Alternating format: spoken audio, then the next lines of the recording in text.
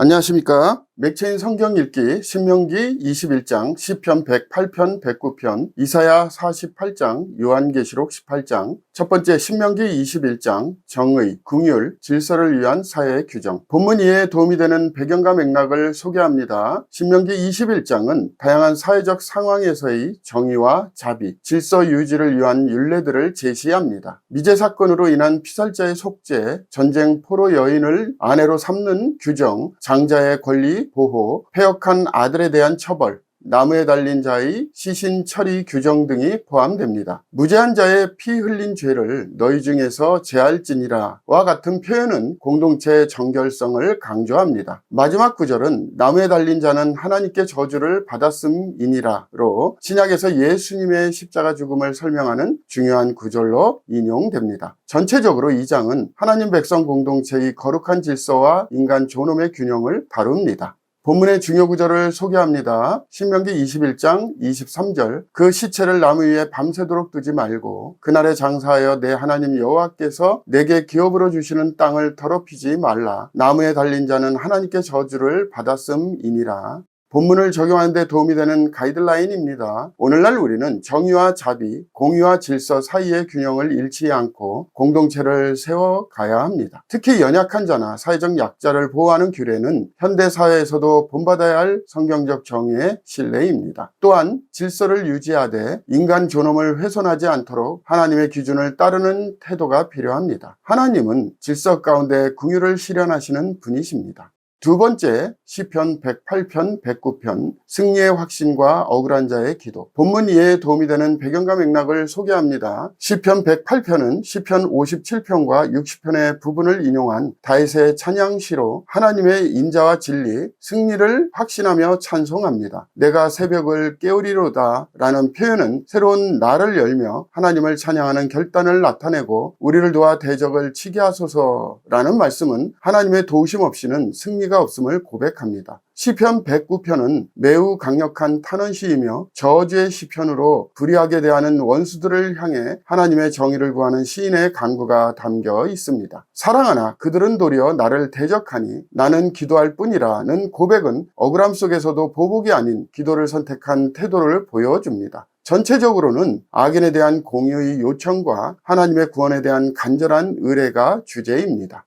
본문의 중요 구절을 소개합니다. 시편 108편 11절 12절, 하나님이여 주께서 우리를 버리지 아니하셨나이까. 하나님이여 주께서 우리의 군대들과 함께 나아가지 아니하시나이다. 우리를 도와 대적을 치게 하소서. 사람의 구원은 헛됨이니이다. 본문을 적용하는 데 도움이 되는 가이드라인입니다. 오늘날 우리는 사람이나 제도에 의존하지 말고 하나님께 구체적으로 도움을 요청하는 기도를 회복해야 합니다. 억울하고 원통한 일을 당할 때 인간의 방식보다 기도와 의뢰로 반응하는 것이 신앙인의 태도입니다. 하나님은 우리의 억울함을 결코 외면하지 않으시며 정의의 때를 예비하십니다. 믿음은 기도 중에 탄식하며 승리를 확신하는 능동적 순종입니다.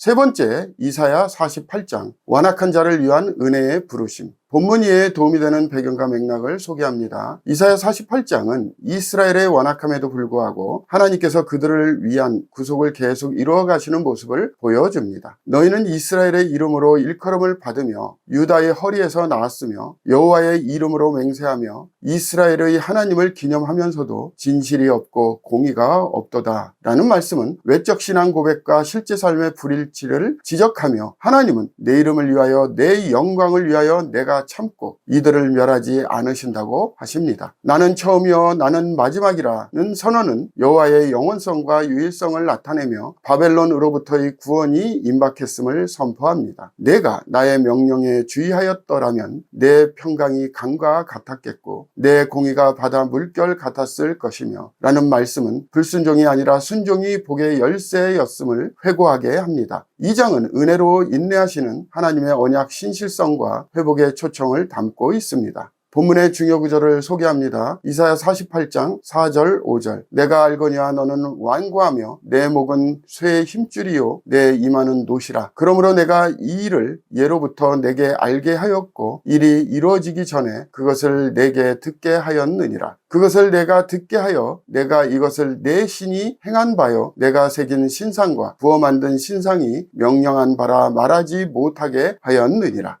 본문을 적용하는 데 도움이 되는 가이드라인입니다. 오늘날 우리는 과거의 완고함을 반복하지 않도록 하나님의 말씀에 민감하게 반응해야 합니다. 하나님은 우리의 연약함을 아시고도 인내하시며 우리에게 회복의 기회를 주십니다. 그 은혜의 부르심에 응답할 때 평강과 의가 강물처럼 흐르게 됩니다. 신앙은 지식이 아니라 순종으로 열매 맺는 삶입니다.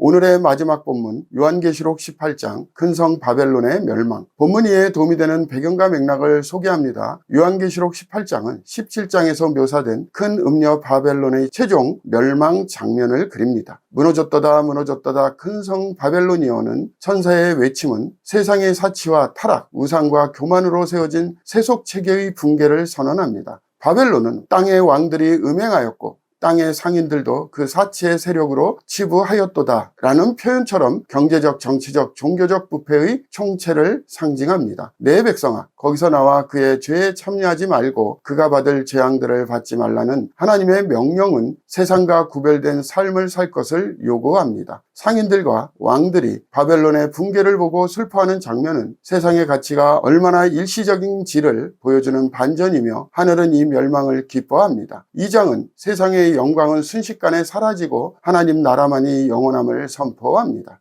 본문의 중요 구절을 소개합니다. 계시록 18장 3절 4절. 그 음행의 진노의 포도주로 말미암아 만국이 무너졌으며 또 땅의 왕들이 그와 더불어 음행하였으며 땅의 상인들도 그 사치의 세력으로 치부하였다 하더라. 또 내가 들으니 하늘로부터 다른 음성이 나서 이르되 내 백성아 거기서 나와 그의 죄에 참여하지 말고 그가 받을 재앙들을 받지 말라.